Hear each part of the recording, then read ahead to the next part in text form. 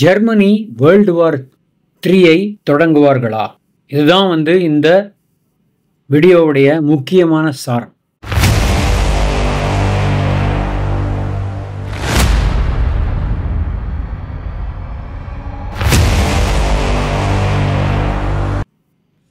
வீடியோக்குள்ளே போகிறதுக்கு முன்னாடி வியூவர்ஸ் சப்ஸ்கிரைப் பண்ணிக்கோங்க. கமெண்ட் செக்ஷனில் கமெண்ட்ஸை கண்டிப்பாக பதிவு செய்யும்.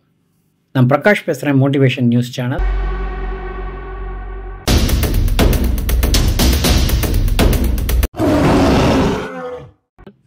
அந்த 3 பாயிண்ட்ஸ் என்ன அப்படின்னு பார்க்க ஆரம்பித்து விடலாம். இப்போ இதை நான் சொல்ல வர முதல் பாயிண்ட் என்னன்னா, ஜெர்மனி இந்த ரஷ்யா உக்ரைன் வாரை எப்படி அணுகுகிறது? நாட்டோ தரப்பில் ஜெர்மனியிடமிருந்து என்ன சப்போர்ட் கிடைக்கும்? மூன்றாவது, யூரோப்பை ஜெர்மனி எப்படி பாதுகாக்க நினைக்கிறது? இது 3 தான் வந்து நம்ம பார்க்க போகிற பாயிண்ட்ஸ். அதில் 3வது பாயிண்ட் தான் ட்விஸ்டே இருக்குது. நான் எப்போதும் கொடுக்குற அந்த சர்ப்ரைஸ் எலிமெண்ட்ஸ், சஸ்பென்ஸ், ஷாக்கர் அதில் தான் இருக்குன்னு சொல்லலாம். ஃப்ரெண்ட்ஸ், வீடியோக்குள்ளே போகலாம். முதல் விஷயம், ரஷ்யா உக்ரைன் வார ஜெர்மனி எப்படி பார்க்குது அப்படின்னா, அஃப்கோர்ஸ் பார்க்க போகிற விஷயம் நாட்டோ மூலமாக தான். நாட்டோன்னு சொல்லும் பொழுது யூரோப் மற்றும் அமெரிக்கா சேர்ந்த ஒரு கம்பைன்டு ஃபோர்ஸ் அப்படின்னு தான் சொல்லலாம். ஸோ இந்த ஃபோர்ஸை வைத்து தான் இவங்க இப்போ ஆட்டங்காட்ட நினைக்கிறாங்க. ஆனால் அதே சமயம் நம்ம பார்த்துட்டோம், ரஷ்யா உக்ரைனில் ரஷ்யா வந்து பின்தங்குவதாக இல்லை. அவங்களுடைய ஒரன்ஷிக் மிசைல்ஸாக இருந்தாலும் சரி, நியூக்ளியர் பாலிசியை வந்து ரீரைட் பண்ணி நாங்கள் திருப்பி அப்டேட் பண்ணுவேன் அப்படின்னு புட்டின் சொன்ன அந்த தருணத்திலிருந்து சரி, நார்த் கொரியாவுடைய 10,000 வீரர்கள் வந்து ரஷ்யாவோட இதில் வீரர்களோட இணைந்து போர் செய்த அந்த தருணத்திலும் சரி, ஜெர்மனியுடைய பார்வை ஒரே பார்வை தான். நாட்டோ மூலமாக ரஷ்யாவை உக்ரைன் உள்ளே வராதபடி தடுக்க வேண்டும். இது ஒன்று தான் வந்து கம்பைன்ட் எஃபர்ட்டாக இருந்தது. இதுதான் பார்ட் நம்பர் 1.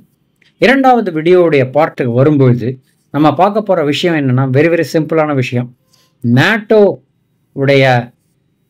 நாட்டோங்கிற அமைப்புக்கு ஜெர்மனி கொடுக்க போகும் உத்தரவாதம் என்ன அப்படின்றது தான். ஸோ இதில் நாட்டோவுடைய இதுக்கு உத்தரவாதம்னு சொல்கிறது ஒரு பகுதியாக இருந்தால், எப்படி வந்து அவங்க ப்ரிப்பேர் ஆகிறாங்க அப்படின்றதுக்கு ஜஸ்ட் ஒரு ப்ரெல்யூட் கொடுத்துட்றேன். முதல்ல எந்த நாடும் தன்னுடைய நாடு அஃபெக்ட் ஆகக்கூடாதுங்கிறதுல ரொம்ப தெளிவாக இருப்பாங்க. அந்த விஷயத்தில் ஜெர்மனியும் செம தெளிவாக தான் இருக்காங்க. அவங்களுடைய பேசிக் இன்ஃப்ராஸ்ட்ரக்சர், அதாவது buildings, infrastructure, hospitals, communication centre, warehouses, இதெல்லாம் வந்து ஃபஸ்ட்டு சேஃப்கார்ட் பண்ணணும். அந்த இதுலேருந்து ஒரு ப்ளூ பிரிண்ட் எழுதியிருக்காங்க. கிட்டத்தட்ட 1000 பேஜ் கொண்ட ப்ளூ பிரிண்ட் இது சீக்ரெட்டான ஒரு விஷயம். இதை நான் எல்லாருக்குமே இந்த சேனலில் சொல்கிறேன். தயவு செஞ்சு இந்த சீக்ரெட்டை யார்கிட்டையும் சொல்லிடாதீங்கன்னு சொல்லி எல்லார்கிட்டையும் ஷேர் பண்ண சொல்லி கேட்டுக்கொள்கிறேன். ஸோ இது ஒரு பக்கம். இது எசென்ஷியல் சர்வீசஸை ஃபஸ்ட்டு சிட்டிசன்ஸுக்கு கொடுக்க வேண்டியது கவர்மெண்ட்டுடைய டியூட்டி. அதை அவங்க பண்ணிடுறாங்க. அடுத்தது மிலிட்ரி அசெட்ஸ். ஜெர்மனியிடம் இருக்கும் ஒரு 2 லட்சம் மிலிட்ரி வெஹிக்கிள்ஸை அவங்க ஏரியா மூலமாகவே, அதாவது மற்ற வெஹிக்கிள்ஸும் சரி, நாட்டோடைய ஃபோர்ஸஸுடைய மூமெண்ட்டும் சரி, ஜெர்மனி மூலமாக நகர்த்து கொள்ளலாம் அப்படின்ற ஒரு ஃப்ளெக்சிபிலிட்டி கொடுக்க போகிறாங்க. இது இரண்டாவது மிக முக்கியமான பாயிண்ட். அடுத்தது, மக்களையும் வியாபாரத்தையும் எப்படி பாதுகாக்க வேண்டும் அப்படின்ற ஒரு டிப்ஸ் கொடுக்க போகிறாங்க சிட்டிசன்ஸுக்கு. அதாவது ஃபார் எக்ஸாம்பிள், ஒரு உதாரணத்துக்கு மக்களிடம் என்ன சொல்ல போகிறாங்க அப்படின்னா, எமர்ஜென்சி வந்தால் டீசல் பவர் ஜென்ரேட்டர்ஸ் ரெடியாக வைங்க. சின்ன விண்ட் டர்பைன் கூட ஆக்டிவில் வைக்கிற மாதிரி பிளான் பண்ணிக்கோங்க, பார்த்துக்கோங்க. ஸோ எலக்ட்ரிசிட்டி லூஸ் ஆகாது. ஸோ இந்த மாதிரி சின்ன விஷயத்துலேருந்து ஆரம்பித்து மக்களுக்கு தேவையான அட்வைசஸை கொடுக்க போகிறாங்க ஜெர்மனி.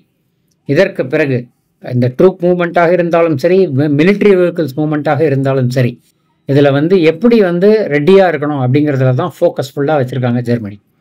அதை தவிர ஆர்ம்டு ஃபோர்ஸஸ் மட்டும் இல்லாமல் எல்லாருடைய டெய்லி லைஃப்ஸ் சிட்டிசன்ஸுக்கு பாதுகாக்க வேணுன்றதில் ரொம்ப முனைப்பாக இருக்காங்கன்னு தான் சொல்லலாம். அடுத்த மோஸ்ட் இம்பார்ட்டன்ட் பாயிண்ட், இன்டர்நேஷ்னல் சுச்சுவேஷனில் கிரிட்டிக்கல் பாயிண்ட் வந்தால் என்ன பண்ணலாம் அப்படின்றது. வார் வந்து தடுக்க முடியாத ஒரு விஷயம் ஆகிவிட்டால் எல்லாருமே வந்து இந்த ரிஸ்க்கை வந்து சீரியஸாக பார்க்குறாங்க. ஸோ டெஃபினட்டாக ஜெர்மனியும் அதுக்கு விதிவிலக்கு இல்லைன்னு தான் சொல்லலாம். இந்த ப்ரொஆக்டிவ் அப்ரோச் வந்து நமக்கு ரொம்ப பார்க்குறதுக்கு என்னடா இது எமர்ஜென்சின்ற மாதிரி தெரியும். ஆனால் இது ப்ரொஆக்டிவான ஒரு அப்ரோச்சாக ஜெர்மனிக்கு எடுத்துக்கொண்டிருக்கிறார்கள்.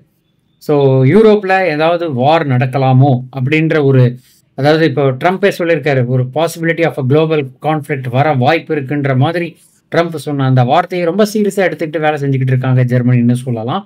ஸோ இதை தவிர ட்ரம்ப் வந்து இன்டர்நேஷ்னல் சுச்சுவேஷன் ஒரு கிரிட்டிக்கல் பாயிண்ட்டுக்கு வந்துருச்சு. முக்கியமான 3 பிளேயர் ரஷ்யா, நார்த் கொரியா, ஈரான்லாம் வந்து ஆக்டிவாக என்கேஜ் பண்ணிக்கிட்டு இருக்காங்க யூஎஸ் உடைய ஃப்ரெண்ட்ஸோட. ஸோ அதனால் ரொம்ப ரொம்ப டென்ஷன் பாயிண்டில் இருக்குன்ற மாதிரி குறியீடு கொடுத்த அந்த தருணத்திலிருந்து ஜெர்மனி உஷாராயிட்டாங்க. ஸோ என்னதான் ட்ரம்ப் வந்து இப்போ கிளியரான பிளான் கொடுக்கல, உக்ரைனுக்கு நான் என்ன பண்ண போகிறேன் அப்படின்றத பற்றி கொடுக்கலன்னா கூட, அவருடைய ஸ்டாண்ட்ஸ் நாட்டோவை பொறுத்தவரை, NATO is dead and gone, I am going to dismantle NATO, இந்த மாதிரிலாம் சில வார்த்தைகள் ஜெர்மனியை வந்து ஷேக் பண்ணியிருக்குன்னு தான் சொல்லலாம். ஸோ அதற்கு தகுந்த மாதிரி எல்லா விதமான ஒரு பாதுகாப்பான ஒரு நடவடிக்கைகள் ஜெர்மனி ஸ்டார்ட் பண்ணிட்டாங்க. இதற்காக இப்போ வர 3வது பார்ட்டுக்கு இதற்காக ஜெர்மனி ப்ரிப்பேர் பண்ணின அந்த ஒரு ப்ளூ பிரிண்ட்க்கு பேர் தான் ஆப்ரேஷன் பிளான் ஜெர்மனி. ஸோ இந்த விஷயம் எப்படி அப்படின்னு பார்த்தா, நம்ம பார்த்துட்டோம் ஆல்ரெடி ரஷ்யா உக்ரைன் வாரில் ATACMS மிசைல்ஸ் மற்றும் அந்த ஷேடோ மிசைல்ஸ் ஃப்ரம் பிரிட்டன் எல்லாமே வந்து இறக்கியிருக்காங்க. ஸோ இந்த ஒரு தருணம், இந்த டெப்ளாய் பண்ணப்பட்ட அந்த தருணத்திலிருந்து ஜெர்மனி உஷாராயிட்டாங்க. இந்த plan operation plan Germany activate ஆகிடுச்சுன்னு தான் சொல்லலாம். ஸோ இவங்க என்ன நினைக்கிறாங்க அப்படின்னா, இது வந்து ஒரு comprehensive confidential strategy. First version சொன்ன மாதிரி 1000 பேஜ் கொண்டது, அதுதான் நம்ம இப்போ பார்த்துட்டோம். இதில் ஸ்ட்ராட்டஜிக் ஹப்பாவும் வந்து கன்சிடர் பண்ணுறாங்க. ஹைட்டண்ட் டென்ஷன்ஸ் வந்து இருக்கும் பட்சத்தில் நம்ம எவ்வளோ ரெடியாக இருக்கணுமோ இருக்கலாம். அதை தவிர புட்டின் வந்து நியூக்ளியர் ஸ்ட்ரைக் பாலிசி அப்டேட் பண்ணினது இன்னொரு மைல்ஸ்டோன், இவங்க உஷாராக காரணம்.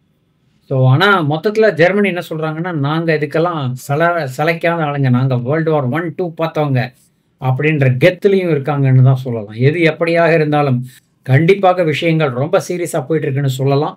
எவ்வளவு தூரம் முன்னேற போகுது, முன்னாடியே ஒரு போன வீடியோ பதிவில் போட்டார் போல, கண்டிப்பாக வந்து 2025 ஒரு யூரோப்பியன் வாரை சந்திக்க இருக்கிறது. அந்த ஒரு ப்ரொஜெக்ஷனா இல்லது ஒரு பக்கம் ஒரு ப்ரொஜெக்ஷன், ஒரு பக்கம் அந்த சீக்ரெட் ஏஜென்சிஸ் கொடுக்கக்கூடிய இன்ஃபர்மேஷன், அதை தவிர இவர்களுக்கே இருக்கும் இந்த ப்ளூ பிரிண்ட் ப்ளஸ் சில இன்டர்நேஷ்னல் மூமெண்ட்ஸ் எல்லாத்தையும் வச்சு கூட்டி கழிச்சுப்பாரு, கணக்கு சரியா இருக்குன்ற மாதிரி ஜெர்மனி முடிவெடுத்திருக்கிறதாக தான் தெரிகிறது.